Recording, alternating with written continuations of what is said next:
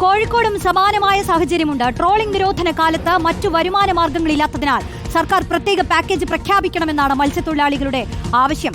എല്ലാ തവണയും ഈ ആവശ്യം ഉന്നയിക്കാറുണ്ടെങ്കിലും സർക്കാർ ഗൗരവത്തിലെടുത്തിട്ടില്ല. കോഴിക്കോട് പുതിയ കടവിൽ നിന്ന് സിനോജ് ചേരുന്നു. സിനോജ് സംസാരിക്കുകയാണ് മത്സ്യത്തൊഴിലാളികളോട്.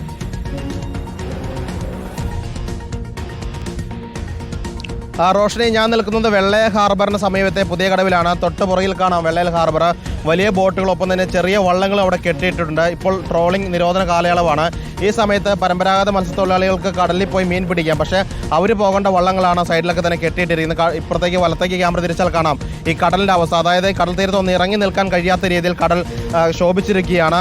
തോണി പോലെ ഇറക്കി മീൻ പിടിക്കാൻ കഴിയാത്തൊരവസ്ഥ. അതുകൊണ്ട് പരമ്പരാഗത തൊഴിലാളികൾ മീൻ പോലും പിടിക്കാൻ കഴിയാതെ കരയിലാണുള്ളത്. അതായത് ഇതര സംസ്ഥാന തൊഴിലാളികൾ ഉൾപ്പെടെ ഇവിടെയുണ്ട്. അവർക്കും എവിടെയും മറ്റ് ജോലിക്കൊന്നും തന്നെ പോകാൻ സാധിക്കുന്നില്ല. അവരൊക്കെ തന്നെ ഈ ബോട്ടിൽ പോയി മീൻ പിടിച്ചുകൊണ്ടിരുന്ന ആളുകളാണ്. ജോലി ഇല്ലാത്തതുകൊണ്ട് അവർക്ക് തന്നെ കരയിലിരിക്കുന്നത്. എനിക്കൊപ്പം ഉള്ളത് ഹുസൈൻ കൊയ്യാണ്. ഇദ്ദേഹം 15-ാം വയസ്സിൽ മീൻ പിടുത്തം തുടങ്ങിയതാണ്. 75 വയസ്സായിരിക്കുന്നു. കഴിഞ്ഞ 60 വർഷമായി ഈ മേഖലയിലുള്ള ആളാണ്. ഹുസൈനൊക്കെ എങ്ങനെ പോകുന്നു ജീവിതമൊക്കെ? ജീവിതം വളരെ കഷ്ടത്തിലാണ്. നമ്മൾ കണ്ടമാനം തൊഴിലാളികൾ ഇവിടെ ഒരു പണിയില്ലാണ്ടിരിക്കുകയാണ്. 5-6 മാസമായി ഒരു പണിയില്ല.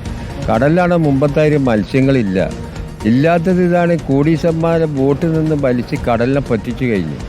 അടിത്തട്ടിൽ നമ്മളെ ബഹുമാനപ്പെട്ട കോടതി പഴയ കാലത്തെ മറ്റേ ഈ ട്രോളിങ് ഇവിടെ പാടില്ല, അങ്ങനെ തീരക്കടലിൽ ട്രോളിങ് പാടില്ല എന്ന് ബഹുമാനപ്പെട്ട കോടതി നമ്മൾ പാസ്സാക്കി വെച്ചാണ്. പക്ഷെ ഓല് ഇപ്പോഴും കര ട്രോളിങ് ചെയ്തുകൊണ്ടിരിക്കുന്നുണ്ട്. ഇതിന് നിയമപാലകന്മാർ ഒരു കർശന നടപടി എടുക്കുന്നില്ല. ഇതുകൊണ്ടാണ് ഇപ്പോൾ ട്രോളിംഗ് നിരോധനമാണല്ലോ.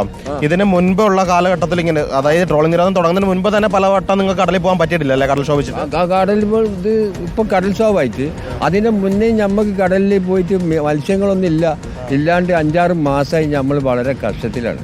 കടലോര തീരപ്രദേശത്തെ എല്ലാ മനുഷ്യത്തൊഴിലാളിയും വളരെ കഷ്ടത്തിൽ, ഒരു പണിയില്ലാണ്ടിരിക്കും. സർക്കാർ സാമ്പത്തിക സമാശ്വാസ പദ്ധതി പൈസ എന്നൊക്കെ പറയുന്നത് അത് കിട്ടുന്നുണ്ടോ? അത് ഇതുവരെ കിട്ടിയില്ല. 500 കിട്ടിയില്ല. അത് കിട്ടിയില്ല. അപ്പോൾ അതിനെ സംബന്ധിച്ച് ഇങ്ങോട്ട് പറയാൻ അത് ബാങ്ക് കൊടുക്കണം. എല്ലാ മത്സ്യത്തൊഴിലാളിയും കുറേ ബേജാറിലാണ്. ഇവിടെ കടലിൽ സൗജന്യ റേഷൻ എന്ന് പറയുന്നുണ്ടല്ലോ, അതെങ്ങനെ കിട്ടുന്നത്? അത് നമ്മളെ ഈ കാര്യം സംബന്ധിച്ചാണ് കിട്ടണത്. അത് നിലവിൽ കിട്ടുന്ന അതേ റേഷൻ തന്നെ? റേഷൻ തന്നെയാണ്. അത് സൗജന്യ റേഷൻ കിട്ടിയില്ല, ഇപ്രാവശ്യം കിട്ടിയില്ല നമുക്ക്. റോഷനി, അതായത് സൗജന്യ റേഷൻ ഉണ്ടെന്ന് സർക്കാർ പറയാറുണ്ട്. നിലവിൽ കിട്ടുന്ന അതേ റേഷൻ തന്നെയാണ് കിട്ടുന്നത്. കാരണം തീരദേശ മേഖല ആയതുകൊണ്ട് തന്നെ എല്ലാവർക്കും ഈ മഞ്ഞക്കാർഡുകളായിരിക്കും, BPL കാർഡുകളാണ്. അതുകൊണ്ട് തന്നെ അവർക്ക് സൗജന്യ റേഷൻ അങ്ങനെയാണ് കിട്ടുന്നത്. നിലവിൽ കിട്ടുന്ന ഏതാണ് റേഷൻ അതാണ് കിട്ടുന്നത്. ഞാൻ ഇവിടേക്ക് വന്നത് കുറച്ച് ആളുകളുടെ ഇരുന്ന് വല നെയ്യുന്നുണ്ട്. അതായത് ഈ ട്രോളിംഗ് നിരോധന കാലത്ത് പ്രധാന ജോലി എന്ന് പറയുന്നത് ഇത്തരത്തിലുള്ള വല നെയ്യലാണ്. പക്ഷേ എല്ലാവർക്കും ഈ ജോലി കിട്ടത്തില്ല. ഏതാനും ചില വിരലിലുണ്ടാകുന്ന ആളുകൾക്ക് മാത്രമേ ഈ വല നെയ്യുന്ന ജോലി കിട്ടാറുള്ളൂ. ബാക്കിയുള്ളവരൊക്കെ തന്നെ ഇവിടെ വെറുതെ ഇരിക്കുന്ന കാഴ്ചയാണുള്ളത്. എങ്ങനെയുണ്ട് ചേട്ടാ ജീവിതമൊക്കെ? ജീവിതമൊക്കെ കഷ്ടപ്പാടാണ് കേട്ടോ. കഷ്ടപ്പാടായിട്ടാണ് പോകുന്നത്. ഇപ്പോൾ 6 മാസം എൻ്റെ പണിയൊന്നും നല്ലപോലെ ഉണ്ടായിട്ട് അപ്പോൾ ഈ വലപ്പണിയുള്ള ഇപ്പോൾ ആകെയുള്ളൊരു ആശ്രയം. വേറെ സർക്കാരിൻ്റെ അടുത്തുനിന്ന് ആരുടെ അടുത്തും ഒരു ആനുകൂല്യങ്ങളും കിട്ടാറില്ല. പിന്നെ 1500 റുപ്യ അക്കൗണ്ടിലേക്ക് കയറുന്ന ഇതുവരെ കയറിയിട്ടുമില്ല. അപ്പോൾ തന്നെ ഉള്ള കഷ്ടപ്പാട് തന്നെ ജീവിതം പോകുന്നത്. അല്ല, ഈ വലപ്പണി എല്ലാവർക്കും കിട്ടത്തുമില്ലല്ലോ. ഇല്ല, അപ്പോൾ 40 ആണെന്നെങ്കിൽ എല്ലാവർക്കും ഒന്നും ഉണ്ടാവില്ല. ചുരുങ്ങിയ കുറച്ച് പേർക്ക്. എല്ലാവർക്കും വരണമെങ്കിൽ വരാം, അങ്ങനത്തെ ഒരു ഇതാണ്. പക്ഷേ ഈ 52 ദിവസം വലപ്പണി ഉണ്ടാവുമോ? അതുണ്ടാവുന്നില്ല, 1-2 ആഴ്ച മാക്സിമം ഉണ്ടാവുള്ളൂ. അപ്പോൾ ബാക്കി ദിവസങ്ങൾ നിങ്ങൾ എന്താ ചെയ്യുക? ബാക്കി പണി ഉണ്ടാവില്ല, അങ്ങനെ തട്ടിമുട്ടി പോവും. കഷ്ടപ്പാടാണ്. ഈ റേഷൻ സൗജന്യം കിട്ടുമെന്ന് പറഞ്ഞാൽ അത് എങ്ങനെയാണ് കിട്ടുന്നത്? നിലവിൽ കിട്ടുന്നത് പോലെ തന്നെയാണോ?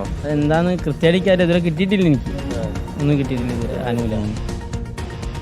റോഷനി, ഇതാണ് മത്സ്യത്തൊഴിലാളിയുടെ ഒരു യഥാർത്ഥ അവസ്ഥ. ഈ റൂമിനകത്ത് ഇപ്പം നിലവിൽ 4-5 പേരാണ്. 5 ആളുകൾ ഇരുന്ന് വല നെയ്യുന്നു. ഇവർക്കും അത് ആഴ്ചയിൽ 1-2 ദിവസത്തെ ഒരു ജോലി മാത്രമാണ്. അതിനുശേഷം എന്ത് ചെയ്യുമെന്ന് അറിയത്തില്ല. ചേട്ടാ, ഈ വലപ്പണി കഴിഞ്ഞാൽ എന്ത് ചെയ്യും? വലപ്പണി ആകെ കഷ്ടപ്പാടില്ല. പിന്നെ പോക്കില്ല. 5-6 മാസമായി പണിക്ക് പോയിട്ട് ആകെ വിഷമം പ്രശ്നം. പിന്നെ 4-5 ആളിപ്പോൾ ഒരു 2 ആഴ്ചയായിട്ടുള്ള പണിയെടുക്കിട്ട് ഈ പണി കഴിഞ്ഞാൽ പിന്നെ നമ്മളെ പണി കഴിഞ്ഞു. ആകെ വിഷമം പ്രശ്നത്തില്ല. മത്സ്യത്തൊഴിലാളി അല്ലാത്ത ആളുകൾ റേഷൻ്റെ തന്നെ അരിയും ഈ മണ്ണെണ്ണ ഒന്നും കിട്ടാൻ സാധ്യത അതുമില്ല. പിന്നെ മത്സ്യത്തൊഴിലാളി കൊല്ലത്തിലെടുക്കണ പൈസ അതിന് ആനുകൂല്യമില്ല. 1500 കിട്ടിയായിരുന്നു ചേട്ടന്? 1500 രൂപ കിട്ടിയിട്ടില്ല. ഇല്ല. പിന്നാണെങ്കിൽ കൊല്ലത്തിൽ പിന്നെ ഒരു ഇത് വരുത്തുന്നുണ്ട്, തണലിൻ്റെ പൈസ 1000 റുപ്യ, അതും വന്നിട്ടില്ല. ആകെ വിഷമം പ്രദേശത്തിലാണ്.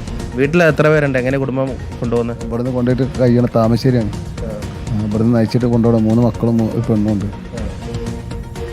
എത്ര കാലമായി ഈ മത്സ്യബന്ധന മേഖലയിൽ? മത്സ്യബന്ധനത്തിൽ ഒരു 30 വർഷത്തിന് പുറത്താണ്. 30 വർഷത്തിന് പുറത്തായി. അതാണിത്. സൈനികന് ശിഷ്യന്മാരാണ്? ശിഷ്യന്മാർ ഒരു 1500 ആളുകളെ പുറത്തുണ്ടാവും. 30 ശിഷ്യന്മാർ. ഇപ്പോൾ ഇവിടുത്തെ ഇതിൻ്റെ മെയിൻ ആൾ. ഇപ്പോൾ 30 മോൻ്റെ വലപ്പണി നമ്മൾ എടുക്കുന്നത്. ഈ വലപ്പണി എത്ര ദിവസം ഉണ്ടാവും?